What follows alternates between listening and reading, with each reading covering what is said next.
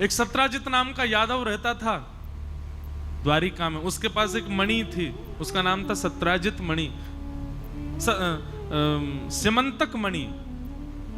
सिमंतक मणि की योग्यता थी कि वो हजारों किलो सोना, उसकी 6-7 घंटे पूजा करो तो हजारों किलो सोना आता था उस मणि की कृपा से घर में पर दिन।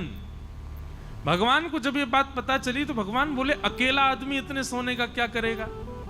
तो भगवान ने जाकर के एक प्रस्ताव रखा, सत्राजित से कहा मणि तुम द्वारिका के कार्यालय में दे दो, इससे जितना भी धन होगा उससे हम द्वारिका के लोगों का कर क्षमा कर देंगे, टैक्स फ्री कर देंगे द्वारिका को। द्वारिका में फिर जो कुछ भी होगा उसी धन से होगा। और रही बात तुम्हारी मणि है तो तुम जितना कहोगे हम तुमको उतना दे दिया करेंगे। भगवान की बात भी सही थी, लेकिन सत्राजित बोला कि नहीं, मेरी मणि है, जितना धन आएगा सब मेरा है, मैं किसी को नहीं दूंगा। भगवान बोले एक बार ही आग्रह करना चाहिए,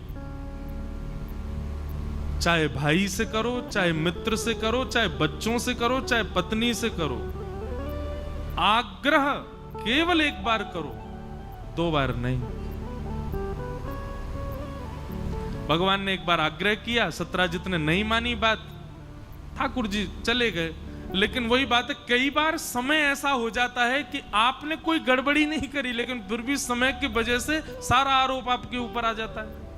बहुत ध्यान से सुनिएगा, आज की जो कथा है ना, ये हम सब गृहस्थियों के जीवन के लिए कथा बता रहे हैं ठाकुर जी। अब ठाकुर जी ने क्या किया, मणि मांगी, मणि उसने नहीं दी। 3 दिन बाद सत्राजित का छोटा भाई प्रसेन वो मणि पहन करके कहीं गया, सबको दिखाता हुआ जा रहा था, वन में जैसे गया शेर ने मार करके उसकी मणि अपने पास रख ली। शेर को एक भालू ने मार दिया, भालू मणि लेकर के चला गया। 5 दिन तक प्रसेन लौट करके नहीं आया तो सत्राजित ने भगवान पर आरोप लगा दिया कि ये मणि मांगने आए थे, मैंने देने से मना कर दिया, तो मेरे भाई को इन्होंने बंदी बना करके मणि चुरा ली। और आश्चर्य की बात यह नहीं कि सत्राजित ने भगवान पर आरोप लगाया, आश्चर्य की बात यह थी कि द्वारिका के लोगों ने मान भी लिया कि हां भगवान ने चुराई है। भगवान जब निकले रथ से तो सब लोग जय जयकार तो कर रहे हैं, पर मनी मन सब सोच रहे हैं बताओ, पर ब्रह्म होते हुए भी लोभ खत्म नहीं हुआ इनका, है मणि छुपा के रख लिए प्रसेन की। जबरदस्ती ठाकुर जी के ऊपर आरोप लग गया। भगवान हम आप सबको ये बात बताते हैं, हम सबके जीवन में ये दिन आएगा ही आएगा। आ चुका है तो अच्छी बात है, नहीं आया है तो तैयार रहना, आएगा। आप कुछ गलत नहीं करोगे फिर भी सारी गलती आपकी मानी जाएगी। सारे जितने भी योजना आप बनाओगे उन योजनाओं से गलत आप ही ठहराए जाओगे, ऐसा निश्चित होगा, एक ना एक बार तो होगा। और ये क्यों होगा, ठाकुर जी उस समय आपकी आंख खुलवाएंगे, देख लो भाई कौन कौन तुम्हारे, कोई भी नहीं, सभी तुम्हारे विरोधी हो जाएंगे। भगवान बोले द्वारिका के लोगों को बसाया मैंने, द्वारिका के लोगों को खिलाता मैं हूं, द्वारिका के लोगों की रोजी रोटी मेरे से है, द्वारिका में जितने लोग रहते हैं इनका घर मैंने बनवा के दिया, इन लोगों को जरासंध के युद्ध से बचा करके मैं द्वारिका लेकर के आया। और आज एक व्यक्ति की गलत बात सुनकर के इन्होंने यह भी विचार नहीं किया कि नहीं एक बार पूछ तो लें कि भगवान ने ऐसा किया है कि नहीं, बिना पूछे आक्षेप लगा दिया। यह है संसार, यहां भगवान को नहीं छोड़ा गया तो हम तो इंसान हैं, कैसे बच जाओगे आप? इसलिए तैयार रहो। मैं एक बात कथा में कहा करता हूं कि समुद्र मंथन हुआ था, पृथ्वी का जब मंथन किया गया अमृत निकला, पर विष भी तो निकला था। अमृत क्या है? प्रेम। अमृत क्या है? सम्मान। अमृत क्या है? स्नेह। और विष क्या है? अपमान विष क्या है, अश्रद्धा विष क्या है, आपके प्रति अविश्वास। तो जब अमृत पीने का शौक है तो विष पीने की भी योग्यता रखो। आज बहुत सम्मान यदि मुझे मिल रहा है तो मैं इस बात के लिए भी तैयार हूं कि कल को असम्मान भी हो सकता है। आज बहुत प्रेम मिल रहा है तो कल को क्रोध भी सहना पड़ सकता है सबका, और ये जीवन में आएगा सबके।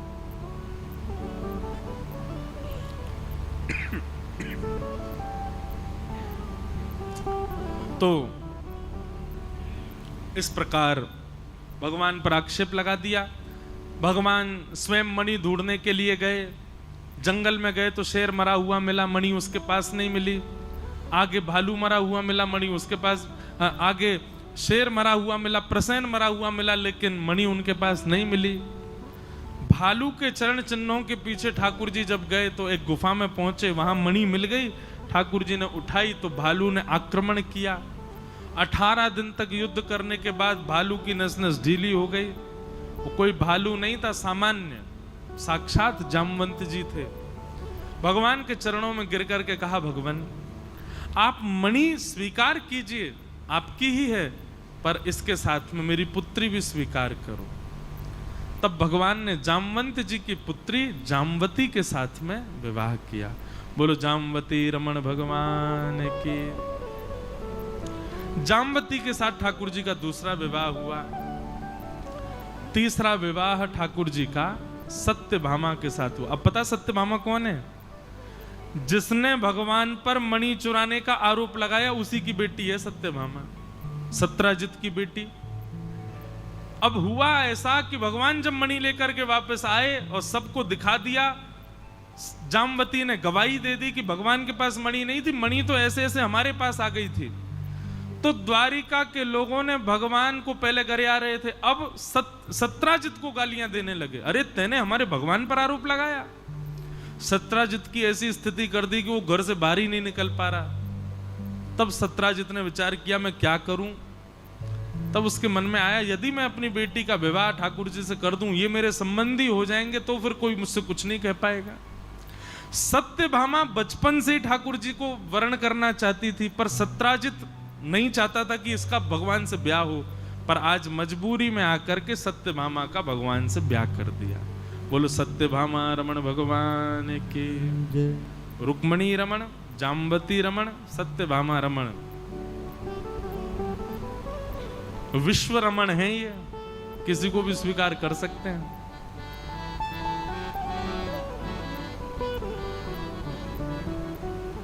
चौथा ब्याह ठाकुर जी का हुआ। श्याम सुंदर श्री यमुने महारानी की जय। श्री यमुना जी के साथ ठाकुर जी का चौथा ब्याह हुआ। मीठे रस से भरोड़ी महारानी लागे, महारानी लागे, मन प्यारो प्यारो यमुना जी रो पानी लागे। रस से भरोड़ी महारानी लागे, महारानी लागे, मन प्यारो प्यारो यमुना जी रो पानी लागे। मीठे रस से भरोड़ी महारानी लागे, महारानी लागे, मन प्यारो प्यारो यमुना जी रो पानी लागे। रस से भरोड़ी महारानी लागे, महारानी लागे, मन प्यारो प्यारो यमुना जी रो पानी लागे। ये मैया का नृत्य देख के तो मेरा मन करता मैं नाच लूं इनके संग, लेकिन इतना आनंद। ये हमारी पंढरपुर की गोपी हैं, 102 वर्ष की आयु है इनकी, और आप लोग देखो कुर्सियों पे बैठ गए हो, इतने युवा युवा होके भी। भाव से गाओ श्री पंडरीनाथ भगवान की गृहिणी है हमारी यमुना जी। मीठे रस से भरोड़ी महारानी लागे, महारानी लागे, मन प्यारो प्यारो यमुना जी रो पानी लागे। रस से भरोड़ी महारानी लागे, महारानी लागे, मन प्यारो प्यारो यमुना जी रो पानी लागे। प्यारो प्यारो यमुना जी रो पानी लागे। मन प्यारो प्यारो यमुना जी रो पानी लागे। हे कान्हा नित मुरली में तेरे सुमिरे बारंबार। नानक मुरली बैठे रे सुमरे बारंबार। कोटिक रूप धरे मन मोहन तो न पावे पार। कोटिक रूप धरे मन मोहन, तो न पावे पार। हाँ कोटिक रूप धरे मन मोहन तो न पावे पार। कोटिक रूप धरे मनमोहन तो न पावे पार। हे वृषभानु की किशोरी गुणधानी लागे, ओ घनी प्यारी लागे, मन प्यारो प्यारो यमुना जी रो पानी लागे। विश्वभानु की दुलारी गुणधानी लागे, बड़ी प्यारी लागे, मन प्यारो यमुना जी रो पानी लागे। ओ मीठे रस से भरोड़ी राधा रानी लागे, महारानी लागे, मोहे प्यारो प्यारो यमुना जी रो पानी लागे। रस से भरोड़ी महारानी लागे, महारानी लागे, माने प्यारो प्यारो श्याम सुंदर श्री यमुना मैया की।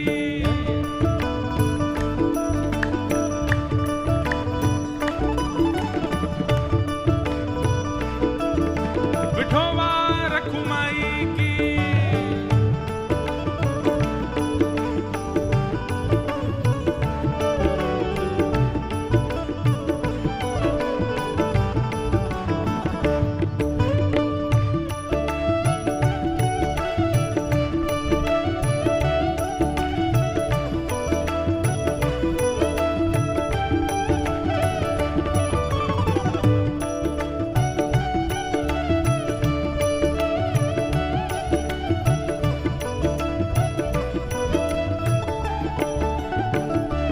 हे राधा राधा जो नर गावे, जो नर आठों याम। राधा राधा जो नर गावे सुमरे आठों याम। राधा राधा जो कोई गावे निस दिन आठों याम। राधा राधा जो कोई गावे सुमरे आठों याम। उनकी बाधा दूर करे श्री राधा राधा नाम। उनकी बाधा दूर करे श्री राधा राधा नाम। हाँ इनकी बाधा दूर करे श्री राधा राधा नाम। इनकी बाधा बाधा दूर करे श्री